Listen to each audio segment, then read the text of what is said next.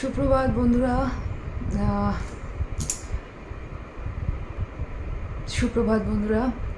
আজকে বৃহস্পতিবার। আমি পারমিতা আর আমি আবার চলে এসেছি আমার কুড়েগিন্নির রোজ নামচার একটি নতুন ব্লগ নিয়ে তোমাদের সাথে কিছুক্ষণ গল্প করতে, আড্ডা দিতে। এখন বাজে ভোর 3:30 আর আমি আজকে বৃহস্পতিবার, তো অনেক দিন ধরে যেহেতু তোমাদের সাথে কোনো রকম মর্নিং রুটিন শেয়ার করা হচ্ছে না, তাই মনে হলো আজকে ভোরবেলা থেকে ব্লগটা শুরু করে দিই। তো চলো, এখন ভোরবেলা থেকে ব্লগটা শুরু করেছি, দিনটা যেভাবে এগোবে তোমাদের সাথে শেয়ার করে নেবো। তো চলো ওঠা যাক আর কাজকর্ম শুরু হোক। আমি তোমাদের সাথে দেখো বাইরেটাও শেয়ার করছি।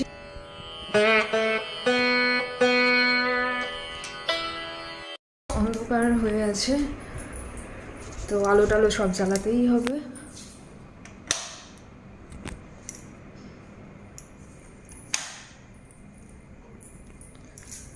ঠাকুরের বাসন টাসনগুলো আমি ধুয়ে ওখানে রেখে দিয়েছিলাম কালকে তাড়াহুড়োতে।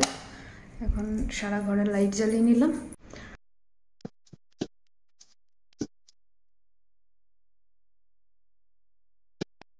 দেখো অলরেডি আমার রুমের পর্দাগুলো আমি চেঞ্জ করেছি, জাস্ট হল রুমেরটা চেঞ্জ করেছি। এরপরে ধীরে ধীরে আরও সব চেঞ্জ হবে। তো চলো, দিনটা যেভাবে এগোবে তোমাদের সাথে শেয়ার করে নেবো। ঝটপট কাজগুলো সেরে নিই। অলরেডি 3:30টার সময় উঠেছিলাম, এখন 3:35 বাজে। 5 মিনিট হয়ে গেছে কথা বলতে বলতে, 5 মিনিট কি প্রায় 7-8 মিনিট হয়ে গেছে। তো চলো ঝটপট করে কাজটা করে নিই। সো 5টা বাজে, আমার স্নান টান হয়ে গেছে, এবারে পুজোয় বসবো। তো চলো আগে আমি ঠাকুরের জায়গা ভালো করে পরিষ্কার করে নিই। একা হাতে পুরোটা করবো, জানি না কতটা শেয়ার করতে পারবো। যতটা শেয়ার করতে পারবো ততটাই তোমাদের সাথে শেয়ার করে নেবো, কারণ আমি চেষ্টা অবশ্যই করবো তোমাদের সাথে যতটা পারি যতটা ভাগ করে নেওয়ার। তো চলো আর দেরি না করে পুজোর কাজ শুরু করে দিই।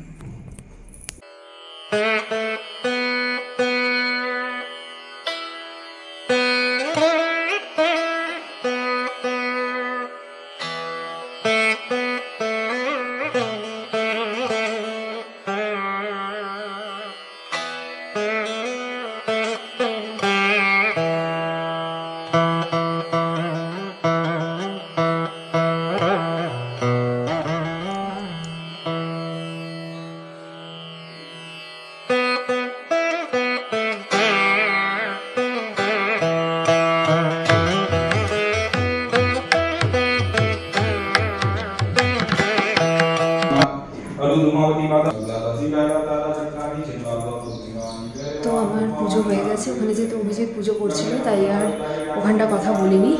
এই রুমটায় চলে এলাম কথা বলার জন্য। তো জাস্ট পুজো টুজো হলো বৃহস্পতিবারের। এরপরে তো সন্ধেবেলায় সন্ধে দেবো ভালো করে। আর চলো এবার ব্রেকফাস্ট বানানো হবে, খাবো দাবো, দেন আবার দেখা যাক দুপুরে রান্নার জোগাড় টোগাড় করবো। তো আপাতত তো কিছুক্ষণের জন্য অফ নিচ্ছি, ব্রেকফাস্টটা বানিয়ে নিই, দেন আবার ফিরে আসছি।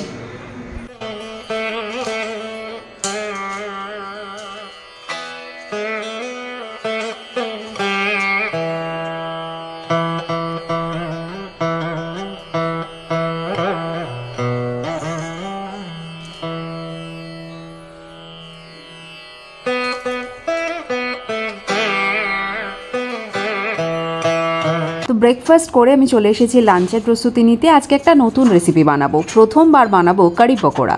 বাঙালির যদি কমফর্ট ফুড মাছের ঝোল ভাত হয়, তাহলে পাঞ্জাবি সহ নর্থ ইন্ডিয়ানদের অনেকেরই কমফর্ট ফুড কিন্তু এই কারি পকোড়া। তো কারি পকোড়ার জন্য আমি এখানে পেঁয়াজ কুচিয়ে নিয়েছি, লঙ্কা কুচিয়ে নিয়েছি আর কারি পাতা নিয়েছি। এবারে একটা বাটিতে এবার পকোড়া বানানোর জন্য বাটিতে বেসন, পেঁয়াজ কুচি, লঙ্কা কুচি দিয়ে নুন, পরিমাণ মতন সামান্য হলুদ দিয়ে ভালো করে জল দিয়ে মেখে নেব।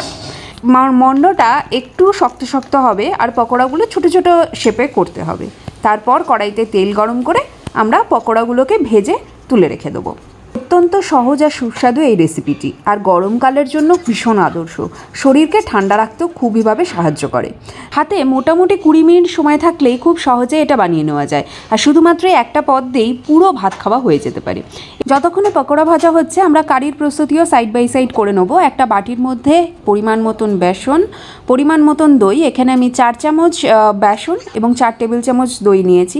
তার সাথে পরিমাণ মতন হলুদ, সামান্য কাশ্মীরি লঙ্কার গুঁড়ো, নুন এবং 1 চামচ রসুন বাটা দিয়ে ভালো করে একটা পাতলা ব্যাটার তৈরি করে নেব। এই ব্যাটারটা যতটা পাতলা হবে ততটাই ভালো কারিটার টেস্ট হবে, কারণ কারিটা তত ভালো ফুটবে বেশিক্ষণ ধরে এবং বেসনটা ভালো করে কুকড হবে। এবার আমরা কারি বানানোর জন্য তেল গরম করে ফোড়নে দিয়ে দেবো সামান্য হিং, 1 টিস্পুন জিরে, সামান্য মেথি বেশি দিলে তেতো হয়ে যাবে, আর সামান্য গোটা ধনে এবং কারি পাতা।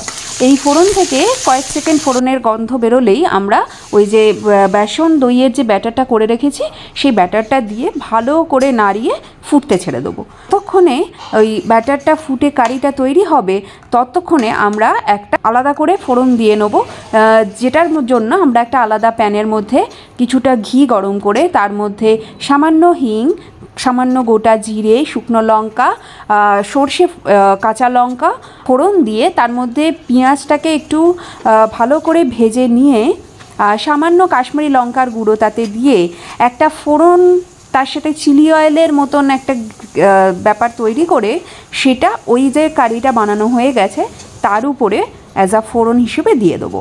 ওরা মানে নন বেঙ্গলিরা এটাকেই কিন্তু ছক বলে। তো ছকটা দিয়ে দেখো কারির কালারটা আরও কত সুন্দর চলে এসেছে, এবং এরপরে আমরা ভেজে রাখা পকোড়াটা কারির মধ্যে মিশিয়ে দেবো। আমার মতে একসাথে পুরো পকোড়া কারির মধ্যে মেশালে না অনেক সময় পকোড়ার মধ্যে কারিটা টেনে নিয়ে ব্যাপারটা খুব ঠিক হয়ে যাবে। এমনিতেও গ্রেভিটা যথেষ্ট ঠিকই হয়, তো আমি পরিমাণ মতন কিছুটা ভেজে রাখা পকোড়া অ্যাড করেছি আর কিছুটা আলাদা করে রেখে দিয়েছি। এরপর গরম ভাতের সাথে এই কারি পকোড়া দিয়ে 1 থালা ভাত খাওয়া হয়ে যাবে।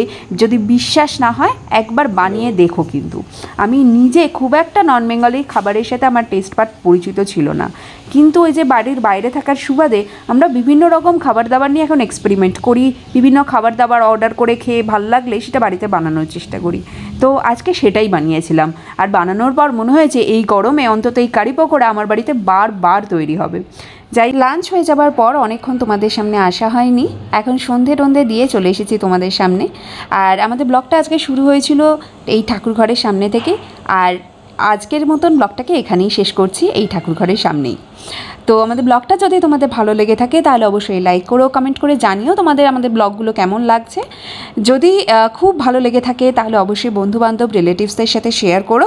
নতুন বন্ধুরা আমাদের চ্যানেলটিকে সাবস্ক্রাইব করতে ভুলো না, পাশে থাকা বেল আইকনটা অবশ্যই প্রেস করে দিও, তাহলে আমাদের আপকামিং সমস্ত ভিডিও নোটিফিকেশনস তোমরা পেয়ে যাবে।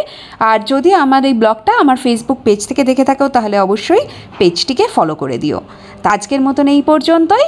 সবাই ভালো থেকো, সবাইকে ভালো রেখো, সবার আগে নিজেরা ভালো থেকো, কারণ নিজেরা ভালো থাকলে তবেই সবাইকে ভালো রাখা সম্ভব। আজ তাহলে আসি, দেখা হবে খুব শিগগিরই।